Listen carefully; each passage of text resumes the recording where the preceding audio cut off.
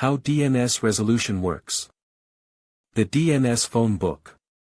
Computers communicate using IP addresses, like 93.184.216.34, not domain names. But humans use names like example.com. DNS, Domain Name System, is the Internet's phone book. It translates names to IP addresses before your browser can connect. Browser asks the DNS resolver. Your browser first checks its local cache. If it looked up example.com recently, it uses the cached IP. If not, it sends a DNS query to your ISP's DNS resolver, or Google's 8.8.8.8. The query travels over UDP port 53, faster than TCP for small lookups. Resolver asks the root DNS. The resolver doesn't know the answer either, so it starts from the top. It asks a root DNS server, one of 13 root server clusters that know where all top-level domains, .com, .org, .net, live.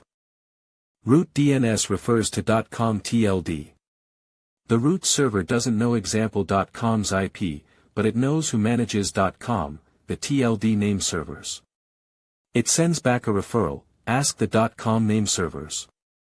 Resolver asks .com TLD name server. The resolver follows the referral and asks the .com TLD name server about example.com. The TLD server knows which name servers are authoritative for example.com. TLD refers to authoritative name server.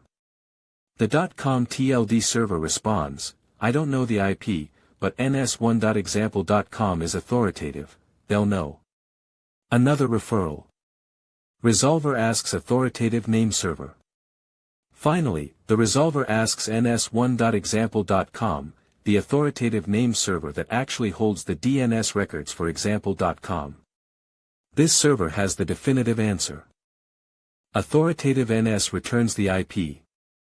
The authoritative name server returns the A record, example.com 93.184.216.34. It also includes a TTL, time to live, of 3,600 seconds, how long the resolver can cache this answer before asking again. Resolver returns IP to browser.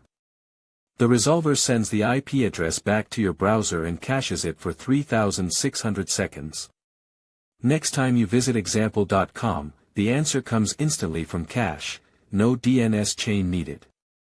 DNS resolved, now connecting. Your browser now knows that example.com is at 93.184.216.34. The DNS lookup took milliseconds, or was instant from cache.